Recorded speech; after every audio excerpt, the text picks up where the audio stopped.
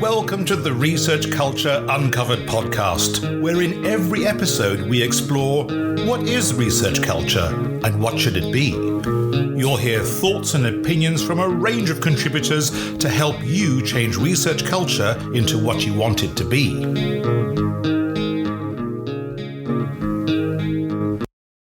Welcome to our podcast, Research Culture Uncovered.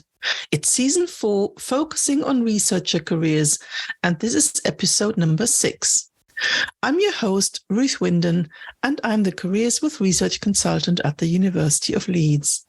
My guest today is Dr Simon McNair, a behavioural psychologist who specialises in consumer behaviour.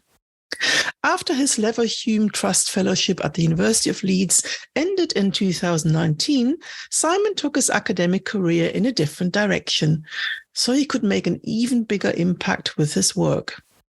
He realized that he would get the greatest job satisfaction by combining his research expertise and his practical experience with organizations like the Citizens Advice Bureau to support consumers making financial decisions. Join Simon and me for an open and frank conversation about moving from research into consulting, some unexpected challenges he faced early on, and why it is important to ask yourself from time to time, is this the right path I'm on? Hello, Simon. I'm so much looking forward to catching up with you and hear about your journey since you left Leeds. Simon and I, we worked together 4 years ago, and I was so interested in his research because you did work with consumer rights and, people making financial decisions. I also saw you have just been working on spending on borrowing behavior at Christmas, all these exciting things, or, digital payment technologies, Apple Pay, how does it influence our spending behavior? So really hands-on, really practical things. But your background is in the psychology side, isn't it? That's right. Yeah, my PhD is in cognitive psychology. And from there, I was really interested in just kind of being a kind of consumer psychologist, because I felt like that was something we do every day. We all make consumer decisions. So as a psychologist, that was some of the most interesting decision making to try and understand was in that domain. Yeah. I'll tell a little story. I'm German. I came to the UK, had my first proper job. Christmas came and went. And in mid-January, I was talking to my colleagues saying, when is our Christmas payment coming? And they looked at me, Christmas payment? What are you talking about? I said, well, in Germany, we always get a 13th salary because obviously Christmas, December is so expensive. So you then can pay for everything in January. And you should have seen my face when they said to me, this doesn't exist in the UK. And I really learned my lesson from that. Never make any assumptions. That sounds like the kind of thing that would help a lot of people, but it's not a thing we get in the UK at all. So I thought I'll share that story because it's still with me. And when I saw, your recent research interest, also the consulting firm you work now. But before we go there, when I met you 4 years ago, you were, let's be honest, you were an academic high flyer. I mean, you got your Leverhulme Early Career Research Fellowship. You had an Early Career Researcher Impact Award. You got lots of funding, higher education innovation funding. I mean, you were really, really at the top of it, weren't you? And so very obvious question to ask is, what made you change your mind and leave an academic career behind? It's such a good question. Yeah, you're right. And thank you for that. I appreciate you kind of running through some of those accolades. I realized that I was at a juncture in my life where I, was coming to the end of a really good postdoc that I had really enjoyed working with debt advisors in and around Leeds. And I knew that I had to make this decision. I was at the end of this postdoc, and the next step was obviously to take on a lectureship. And I asked myself some really deep questions at that point. Does being an academic and all of that entails? So lots of teaching. Lots of marking coursework, lots of marking exams, lots of publishing peer-reviewed journal articles. Do I get the gratification that I need out of those to really want to commit myself to doing this as a full career? And I had reservations. The answer to those questions for me were just not all yes. I quite frankly had struggled quite a lot over my academic career to publish journal articles. It's not that I, didn't achieve them. I have achieved them and I still am achieving that, but I didn't get a lot of gratification out of the process, if I'm honest. It just felt like the amount of effort and time and sweat and tears that I would put into publishing, trying to publish a journal article, for instance, just never was met with the same level of satisfaction whenever that would actually, be published. So that email that you would get saying, we're going to publish your journal article, I never ever felt anything other than relief whenever I got those emails. It wasn't, it was pride, but there was never happiness. It was always like, I don't have to continue with that process, like on to the next one. So, those are pretty hard obstacles to overcome, I think. So that had reservations right away for me in terms of, okay, well, do I want to commit myself fully to that as a career?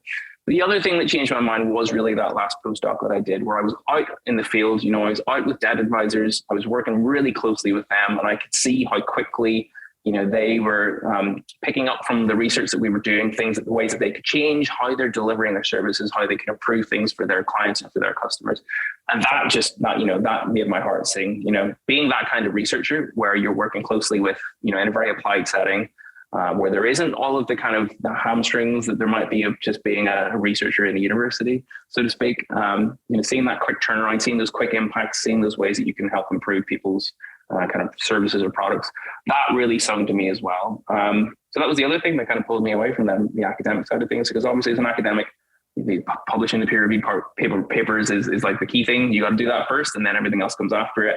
I kind of wanted it to be the other way around. I wanted to sort of see the impact and help, sort of deliver things to kind of customers and to clients and to their customers and clients a little bit more kind of quickly.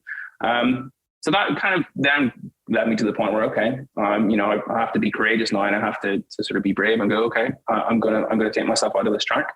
It might be a sideways step, it might be a step backwards for the first while. All I'd known up until that point was being an academic, so I was quite inexperienced in a lot of respects.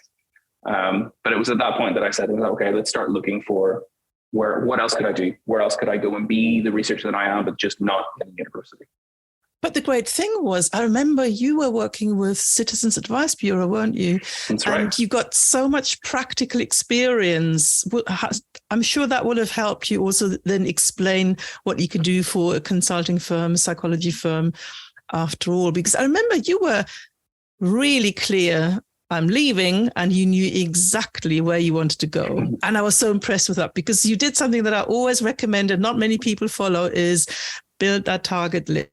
Look at the employer where you want to be, and then see how you can network your way in. And you did exactly that. And you were really risky, because you didn't have a list of 20. You had quite a short list, didn't you? If I remember correctly, I think there was one top choice, wasn't there, for you? Yeah, there was 2 or 3 on the list, but one top choice. You're absolutely right. I think you made a good point there, though, about that project where I was working as a postdoc with Citizens Advice. I didn't realize it at the time, but yeah, that was helping me to sort of gain valuable consultancy experience, which would then help me no end in the line of work that I'm in now, where I work for a consultancy, for instance. So I hadn't realized it, but that was the initiation of me realizing that that's exactly the kind of role that I wanted to fulfill, I suppose. On the sort of the target list of okay, where do I go if I'm not going to be an academic? Where do I go and work for? I leaned very heavily on what my experience up to that point was, which was, psychologist who was understanding people's financial decision making. You listed some of the topics that I was interested in there. So, there's everyday kind of consumer decisions, everyday financial decisions.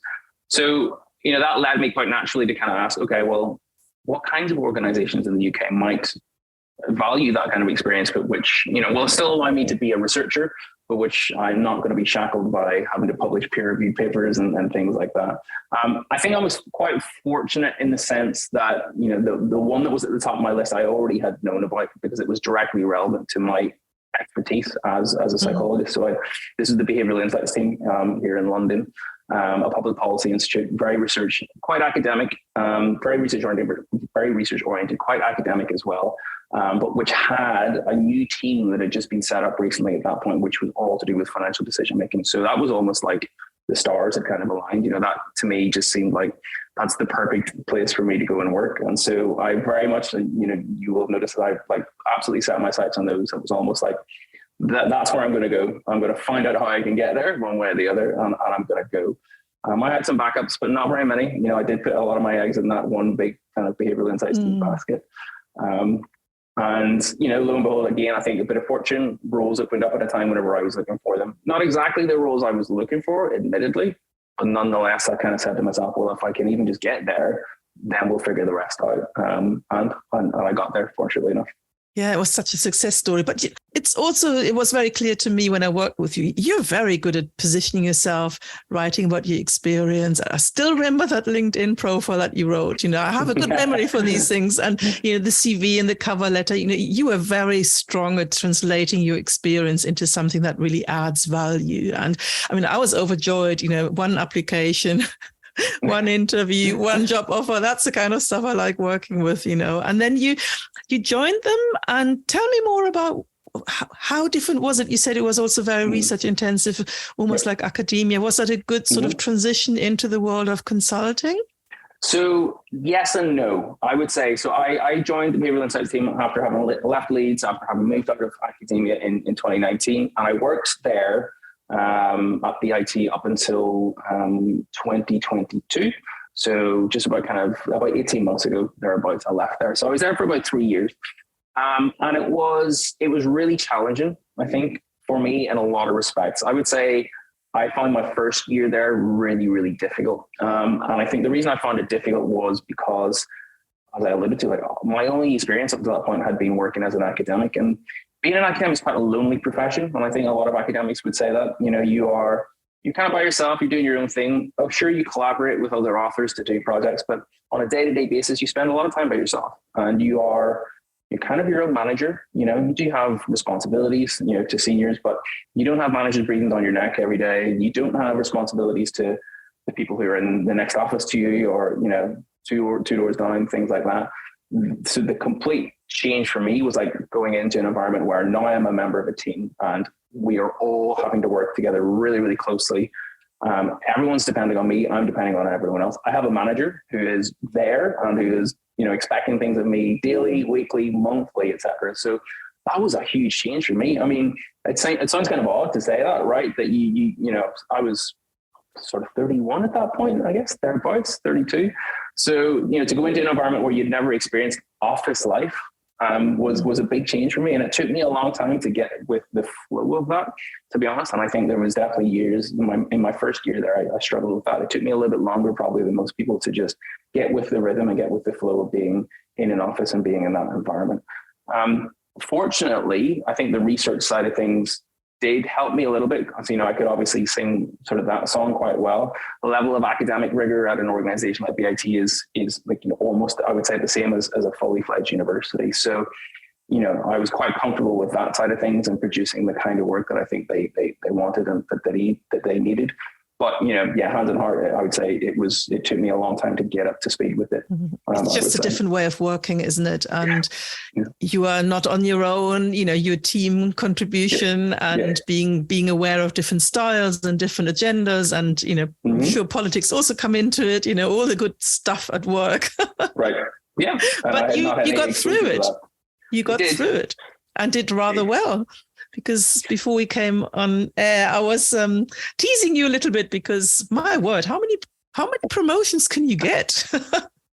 So after that first, I know. I mean, especially in academia where these things take a long time to get a promotion. You did twice, and each time I think it took you 9 months or something. I read this from your LinkedIn profile.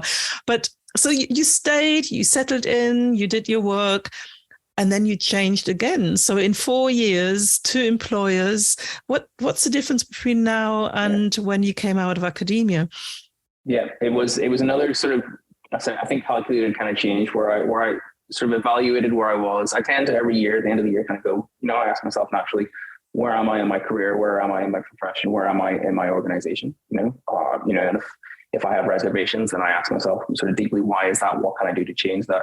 So I've been sort of 3 years at the Behavioural Insights team. I hadn't been promoted in my time there for whatever reason. And so, I felt like I had delivered quite a lot of good work there. I felt like I had shown good value to them, but ultimately it looked as if, if I wanted to move upwards, I was going to have to look around elsewhere. I also had slight reservations about the ability to have kind of impact. So impact is kind of this running theme for me, working closely with a client or a customer and seeing how they're going to change things off the back of what we're doing. The behavioral insights team works an awful lot with government, and affecting a change at government is incredibly difficult to do. And more often than not, you would spend a lot of time there doing something that which ultimately wouldn't then get translated into any kind of impact. So I felt that was quite demotivating a little bit for me. So I said, okay. I've got now some consultancy experience under my belt. I know what it's like to lead these projects. I know what it's like to manage these kinds of stakeholders. But I want it to be more short-term projects, not these long 12, 18-month projects, which may or may not lead to impact. I feel like I'm going to get more gratification out of my profession if I'm doing shorter 3 to 6 month projects where we know there's going to be some kind of demonstrable change and some kind of demonstrable impact at the end of it. And so that led me into business consulting, right? Because in that situation, your customers come to you, right? Because they've got a problem and they want you to solve it for them. So you know at the start of the project, you're going to be solving a problem, and you know that you're going to be delivering recommendations or otherwise that are going to be implemented, and things are going to change as a result of it. So that was really appealing to me at that point. And so I joined Carvery Consulting in January 2022. Been there for just over a year now, and it's fulfilled everything that I was hoping for so far. I joined as a senior, which was a step up in promotion from where I had been in my previous organization, and then 6 or 7 months later, I got promoted again to manager level. So I think that's a good sign. Yeah, I think things have been going pretty swimmingly well. I'm enjoying it. Yeah, fantastic. And I mean, as I'm listening to you, so obviously we live in very difficult financial circumstances, and money is on everyone's mind. I mean, do you get the chance also to work on these topical issues, cost of living standards and all these things, or mortgages have just gone up again, a lot of people are struggling. There's a lot about debt management. We're in such a dire strait in this country and in many other countries as well. Is this something that you get to work on as well? Or what kind of projects, without obviously breaking confidentiality with your clients, but is there something you can say about the kind of problems that you are working on? Yeah, absolutely. So thankfully, I do still I spend most of my time, I would say most of the projects that I'm leading at the minute are still in the realm of kind of financial decision making, and particularly how we can help banks to sort of better support their vulnerable customers and better support their customers who might be in debt, for instance. So one of the key projects I'm leading at the minute is with a major bank, and it's to do with the kinds of conversations the bank can have with people whenever they might be struggling to sort of meet their bills. So it's very much at the level of how do we support those customers? How do we help find a solution for them that is kind of as easy as it can be for them? And how do we manage those kinds of conversations and those interactions in a way that's sensitive, because it's a very fraught level of conversation. So yeah, I would say I'm still drawing on that experience of being like an academic kind of financial psychologist from like 10 years ago. A lot of the stuff I did then is still being put into practice here as well, but it's now being kind of manifest in a much more kind of tangible way. So rather than thinking about it at sort of the theoretical level, it's like, okay, well, how can we help improve the conversation that, call handlers are having with people who might be in debt, for instance? How do we make sure those conversations are carried out sensitively? How do we make sure those conversations are delivered in a way that really helps the customer to sort of make the next decision for themselves and achieves the best outcome for them? So yeah, I mean, there's definitely still a narrative thread I can draw from all the things I was doing and all the things I did at Behavioural Insights team to what I'm doing now. Yeah. That must be really rewarding. I mean, I watched a program the other day where the Samaritans were working with banking employees because they're finding that people have to deal now with a lot more stressful conversations, that are really difficult to handle and that are leaving an emotional impact on people because it must be terrifying, and so upsetting when you have people in absolute financial distress on the phone and say, I just can't, pay the bill, pay the mortgage, losing the house, that puts obviously a lot of pressure on the employees. Do you get involved on that side as well? Or is it more? Yeah. Oh, wow. Interesting. Yeah, absolutely. So that this is something that Carvery are involved in both sides of that conversation. So not only how do we make it, kind of as emotionally kind of facilitated as you can for customers, but also, how do we monitor the kinds of impacts that this might be having on the call handlers, the people who have to have these conversations? How can we employ behavioral science, which is what I do, to sort of manage the employee experience as well and manage employee well-being? Because you're right, there's been such an uptick in that as being a problem. We have lots of companies, banks and otherwise that come to us now and say we're noticing higher levels of burnout, in our employees because it's just become an emotionally much more difficult job for them throughout the sort of economic situation that we're in the cost of living crisis. So yeah, that's something we've turned our attention to as well. How can we manage as best as we can? How can we make this manageable for employees as well? Yeah, I mean, it must be so rewarding because you're making a big impact with your expertise. And golly, I'm not asking you what the future holds. I mean, I have no doubt, you will go far. But I just wondered, Simon, you've obviously gone through that transition. And when I work with postdocs at the moment at Leeds, we have a lot of talented people, lots of options, but often a real reticence to try something else or make that jump. And I totally understand. It is challenging. That's why I love having people from Career Architect on the podcast, because you've all done it, and you've done it so beautifully and so well. Have you got any tips, Simon, for people who are in your shoes where you were 4 years ago and are maybe hesitating and think, can I really do this? Can I cope with a different environment? Because that's often the big concern. Can I actually operate well in different environment? And you were very open about the challenge you had in adapting to working in a commercial setting. Yeah, I would say one of the main things that the Career Architect course and what you helped me with really was really understanding that although you think of yourself as an academic at that point, and that's the path that you've been treading, you're so much more than that, really, honestly. And your expertise as somebody who can deliver very kind of detailed insights and research is valuable to most, if not all, companies, really, in all honesty. Lots of companies don't have people who come from, PhD level or even master's level backgrounds. So if you're at that level, you by default have an awful lot that you can offer to many different companies. So I would say, I think that the first key barrier to overcome if you find yourself in that situation and you're sort of thinking to yourself, I'm not sure if I want to continue down this academic career path. The first thing to figure out is, okay, if I was to distill who I think I am as an academic in terms of what my interest is into, say, one or two key topics, what would they be? Right. And that might on the surface sound like a little bit reductive, but that was what I did to begin with. And I, tell myself I'm a financial psychologist and I'm a consumer decision-making psychologist. Okay. And so from that, then I was able to start to look at, okay, well, what other organizations are there out there that kind of I could put into those boxes? And then from that, I was able to then kind of whittle it down further and further. So I would say the first thing to do is just try and kind of put yourself into sort of 1 to 2 boxes. And then from that will help orient where you can then look for other organizations that might be relevant to that kind of interest. From there, reach out to people at those organizations. Don't be scared. Honestly, I think that's the big thing that also holds people back is go and look at who works for the companies, reach out to them, just send them a note, and say, hey, look, here's who I am. Here's what I do. Could we have a quick conversation? I'd really love to know about what it's like, where you work and how I might become involved. You might be surprised. What happened to me with Behavioral Insights team is I reached out to somebody there and I brought them to Leeds. So I was able to bring them to Leeds to deliver a seminar. And then, I'm still friends with that person now. And that was a large part of the reason that helped convince me that I could possibly go and work at that organization. So yeah, don't be afraid to reach out, I think, as well. That's a really good tip, because I always say to people, you might be the solution that everyone has been looking for, because it's, and that might be hard to believe, but I'm absolutely convinced, and I've seen it hundreds of times over the years, as a PhD postdoc, you offer so much. It's your expertise, but it's also, the analytical thinking, the problem solving, the communication. There's so many things. And also, you're all learners, and we need people who learn because the world is changing. I'm not going down the route and asking about AI and what you do. That could be an hour-long conversation easily. But, the world is not standing still, and we need people who can adapt and who can think and who can come up with solutions. And if anyone is destined for that, it really is researchers, because that's been their training all throughout their careers, hasn't it?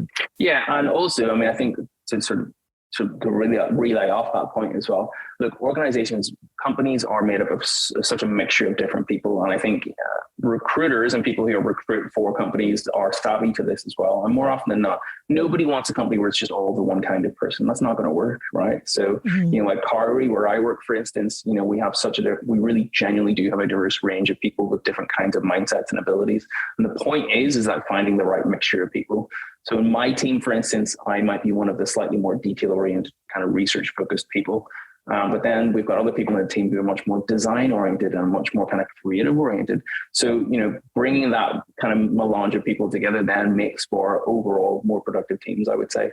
So that's another thing to bear in mind. You might be thinking of yourself as being, I'm not sure I would necessarily fit in that company. If it's a company that is aligned with what you do, then you're good and you can demonstrate that, then they will find out how to make it work for you, is what I would say. Absolutely. And we've had several cases where people went in for interview, and then through the conversations, it emerged that actually there might be a different role, much better for them. And they discuss it there, because I think, organizations need talent. We still have, we've got such a labor market shortage, and, who wants to turn down highly intelligent, talented and, engaged people? So Simon, it's such a pleasure. And in between when we worked together last and now, I have been to Belfast and your hometown. I'm glad to hear it. And I must say, I loved it. Good, I will be back. So there you go. Simon, thank you so much for your time. It's been such a pleasure. And I'm so glad we're still connected on LinkedIn, because I just see your meteoric rise into the future. So I'm keeping my eyes on you. So thank you so much. All the very best. And again, it's been so lovely to catch up with you, and all the best, Simon. Likewise. Thank you so much, Ruth. Thanks for listening to the Research Culture Uncovered podcast. Please subscribe so you never miss out on our brand new episodes. And if you're enjoying the discussions, give us some love by dropping a 5-star rating and written review, as it helps other research culturists find us. And please share with a friend and show them how to subscribe. Thanks for listening, and here's to you and your research culture.